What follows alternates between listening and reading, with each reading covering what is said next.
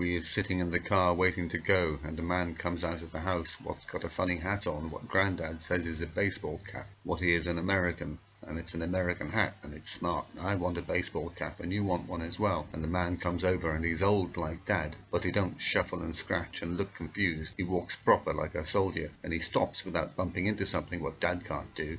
He says hello and what he is Brett, and I tell him what I know all about him cause Granny's seen him on the computer, and but what he's called Desert Sasquatch because he knows everything about Sasquatches and what he lives in the desert, and I can help him because I know all about Sasquatches as well because Dad saw them on the telly and he told us, but he didn't see much because he was mostly asleep on the sofa. But what Sasquatches is big monkeys what is good at hiding, and they're called Bigfoot as well because they've got feet bigger than Dad's feet. And what we came to America to see him, and we live in England what's miles and miles away, and we had to get a plane, it's so far. What I want to see a Sasquatch, what we is here to do, because we have to make a movie with a Sasquatch in it, and then we will be famous and rich like what he is. But what we need a real Sasquatch, and he is the Desert Sasquatch, and what because he is friends with the Sasquatches and can get one. Mum tells me to just bloom and belt up and says sorry to Brett, but I don't know what she's sorry for, and I'm going to tell Brett about a kid we saw driving a bulldozer. And what I wanted to drive one, it weren't fair what I couldn't because what we is English. But what I want to be an American so I can drive a digger like the kid does, but I can't say nothing because Mum looks at me, what just not to say a bloomin' word. And Mum says sorry again to Brett and says what kids are blooming embarrassing and what nobody should have them. But Brett was nice to you and said what his hat was too big for you because he was little, and you looked disappointed, and that were good because I was jealous what I hadn't thought to ask for the hat. But Brett said to Mum what you was cute, and what his kids had baseball caps what would fit you, and you could have one, which weren't fair. And I was going to say it weren't fair, but I couldn't say no because Mum were on the case. We was waiting to go to see the Sasquatches, and we was ready, but Brett says what where the Sasquatches live don't have roads, so what we got to walk. Granny howls and rips her dentures out and clacks them up and down what they look like they was talking, what means Granny is thinking. Then she starts up the engine and revs it up and hits the steering wheel with her hook, and Grandad tells Brett what anywhere people can walk, Granny can drive, and what if Brett walks ahead, we will follow in the car. Brett says that's weird, but he does start walking, and we do follow him. But after a few seconds, Granny gets bored because it's so slow, and she speeds up and drives around and around Brett, skidding and spinning the car, and there was mud flying and chickens running all over the place. And Mum shouts at Granny to stop, and Granny does stop, and Mum tells you and me to get in the back bit of the car with all the clobber, and says sorry to Brett again, and asks him to get in the car and sit where we were sitting and tell us where to go. Brett says that's weird, but Dad says that's what we do in England. If you got a car, you don't walk no place for no reason. Brett didn't reckon Granny could drive the car where we was going because it weren't on a road, but Granny don't agree with roads anyway, so that were no problem. But what were a problem was what the car didn't have no gears. Grandad said what that were because it was an American and automatic. The car had a lever what was like a gear stick, but it just went backwards and forwards. It weren't proper gears, and it didn't have a pedal to push before you change the gears, so what it were boring for Granny, and she sulked by just putting the lever forward and keeping her foot pressed down on the accelerator, and she just drove wherever Brett said, except what he didn't say much because we was going so fast he was stuck back on the seat, and because we wasn't on a road the car was bumping up and down, and we was bumping up and down as well, and we drove straight through fences and knocked down lots of trees, but what they weren't proper trees, they was just bushes kind of things, and we went up a hill and knocked down some more things, and there was logs and broken trees all over the place. But when Granny does getaway jobs she always heads straight over the park and into woods where the cops can't drive because they'd smash up their cars, but Granny don't care about that, and she can drive anywhere. She goes up on two wheels and swerves around a big log, then she goes up on the other two wheels and goes round another log, and Brett shouts what we gotta stop, and Granny cackles, slams on the brake and oinks the wheel, and we skid and spin and stop, and Granny switches off the engine and cackles like what she likes America and she's having fun.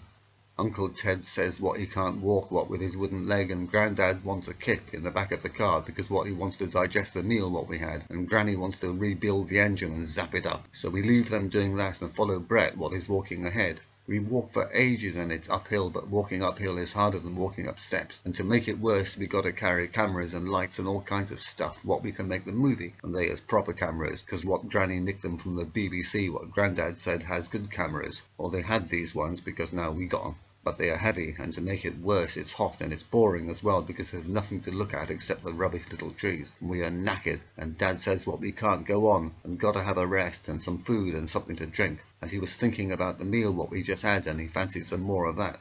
and he thought he had better go to a pub and have a pint of American beer because he was thirsty, and after that we can keep on looking for the Sasquatch. And we say what Dad is right, and it's a good idea, because what we was knackered as well, and our legs was aching, and I had got sunburns and there was blisters all over my feet, and what it weren't fair to expect a kid to go so far. And you tell Dad what you want to be carried, and Mum says what she could do with being carried as well, and what she never knew what making a film was so difficult, and what we'd better see a Sasquatch soon or she was going to quit, and what we would have to find someone else to star in the movie. And I said Mum should quit and I would be the star, and I would catch the Sasquatch and be famous and rich instead. Aunt Myrtle and Brett had been up ahead and come back, and Aunt says what's the problem and why are we sitting down, and Dad says what we're knackered and what he needs to get his breath back, and all his muscles is aching and he has sprained his ankle, and we say it's the same with us. Brett says that's weird, and Aunt Myrtle shakes her head and tuts. And when Aunt Myrtle tuts, it's like you're something people ought to be sorry for because it's so bloomin' pathetic. And she picks up a small stone and flicks it over our heads, and it hits something what sounds like it hit something metal, and we look over to where the stone went,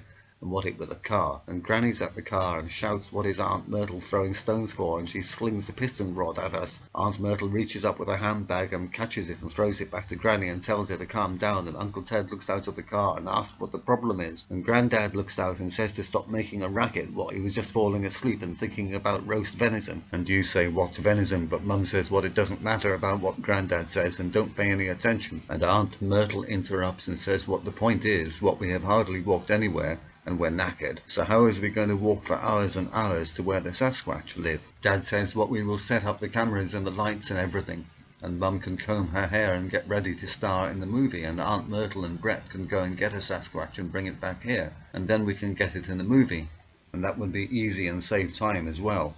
Brett looks doubtful at this, but Aunt Myrtle says what he shouldn't worry because she knows it will take hours to get the Sasquatch, and what he's got better things to do, but she can sort it. And she shouts at Granny to get her head out of the engine and tells her what to bring over some cash because Brett needs sorting for his time. Granny scrambles over and reaches inside her pocket of her coat and pulls out a dirty great roll of cash, and that will be from her last bank job, and she shoves it at Brett. Then she sticks a hook in another pocket and hooks out a necklace what is beautiful and shiny like pearls, and they is pearls because what she robbed the jewellers on the way back from the bank job. And Mum said what Brett's wife would like the necklace, and she should have it because of what the grand meal she made. And we say that's right, and that's Brett sorted. And Granny cackles and does a backflip and scurries back to fixing up the engine. But then I get it that what the lady who cooked the meal is married to Brett, and what the kid who was driving the bulldozer is their kid, and it's not right what we as English and English families don't eat proper, and their kids can't drive diggers or do nowt like that, and what American families do all the time, and it don't rain all the time, and the kids don't go to school, and they got baseball caps and they can wear them without someone telling them what you look stupid. And there's Sasquatches like what there's no Sasquatches in England, so it's not fair. Dad and Grandad start putting the cameras up on stands and plugging things in, and Mum combs her hair and pats down her dress and looks at herself in the car mirror and gets me to clean her shoes and gets ready for when the Sasquatch comes. And she says what she is going to say, "Welcome, Mr. Sasquatch." But I say, what if it's a lady Sasquatch? And Mum says, what then? She'll say, "Welcome, Mrs. Sasquatch." And I say, what if she's not married? Mum will have to say, "Welcome, Miss Sasquatch." Or what if it's a posh Sasquatch? What Mum would have to say, "Welcome, Madam Sasquatch." And what happens if there's two Sasquatches? And anyway, it would be like a Sasquatch saying to Dad, "Welcome, Mr. Human." What would be wrong? And what Mum should say is, "Hello," and get them standing in front of the camera and say what if we is making a movie about Sasquatches, and you is one. Mum says, what, can't I stop bloomin' talking for one bloomin' second? And what she was going to be in front of the camera, and the camera should stay pointed at her just in case the Sasquatch does something not right for a movie, 'cause what a Sasquatch is only a sort of monkey and don't know nothing, and what it might have a poo what would be horrible, and she weren't going to be in a movie with no bloomin' pooey monkey. Aunt Myrtle says to Brett what they should go and get a Sasquatch. I reckon Brett was going to say something about this, but just then Brett don't say nothing because something horrible comes out from behind the car, and it's black and it's scary, and Brett pulls out a gun and points it, but it were only Granny. What she were covered in oil and muck and was greasy and was holding cables and engine bits and waving a hook and cackling. Grandad says what Granny sorted the car and reckons the car ain't bloomin' automatic anymore, and what it's got gears, what's going to make the car like an English car what goes faster.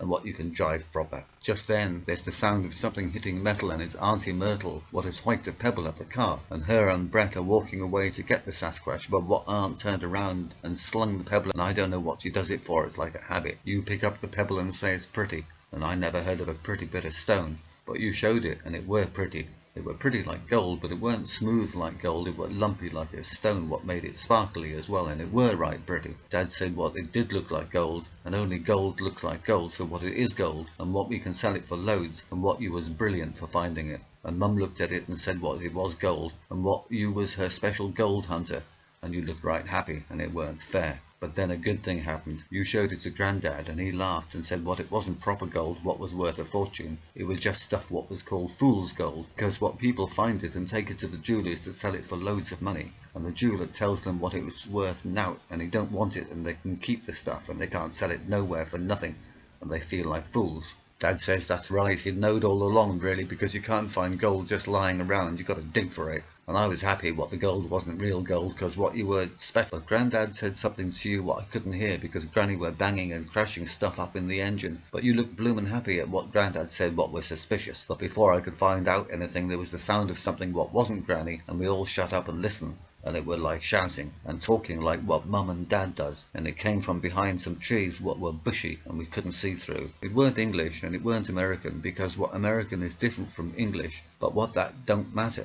You knew what they were saying, and it was all screechy and cross, and it were a Mum telling Dad to do something like clean the gutter instead of hanging around the kitchen stealing food and getting under her feet, and the Dad saying what he would fix the gutter tomorrow, and being told off by the Mum what when it comes to Dad cleaning the gutter tomorrow never bloomin' comes, and take his hands out of the biscuit jar, and get out and stay out, and don't come back unless the bloomin' gutter is fixed, and while he is at it, he got to clean the yard and get the fence standing up proper and fix the gate, and what Dad grumbles until Mum wins and he shouts all right, he'll do all that, but what you knew he was just going to the pub. And we all knew what they said, because what Mums and Dads say is the same in every language. Then we heard the Dad go off grunting and coughing and snorting and knocking things over and making swearing noises just like Dad does. Then we hear the Mum make a sound like she's sighing and scratching at the same time, like what Mum does when she kicks Dad and us out. Then the Mum what we is listening to makes a sound like what a balloon does when you let the air out, and what Mum does as well when she reckons we are out of sight. Then she collapses down into a chair, puts her feet up and reads a magazine and don't want to be bothered by nobody for nothing.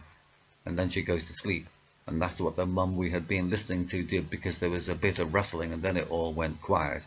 And we was quiet as well, because what we knew what the Mum and Dad were Sasquatches, and what Sasquatches were the same as us, and didn't want no bother, and what we wasn't going to bother them either. And Mum says what we had to stay where we was, and she was going to go over and have a cup of tea with the Mum, and see what if she wanted to be in a movie. Dad says what they don't drink proper tea in America, because what it tastes like muck. It don't warm you up if you're cold, and it don't cool you down if you're hot, and it don't calm you down when things is gone bonkers, and it don't rev you up in the morning, and it don't do nowt for a hangover, and it don't matter how much sugar you put into it, it's still muck. What is better to be English, what English tea tastes proper and does the bloomin' job. Grandad says that's right, American tea is rubbish. Tea is English, what it comes from India, and what is good, what England got India, and all the tea what it makes as well. But Mum says what there's Chinese tea as well, but Mum says what that's a different kind of tea, what Chinese people drink, but what they don't know nothing about tea, and it tastes like muck as well.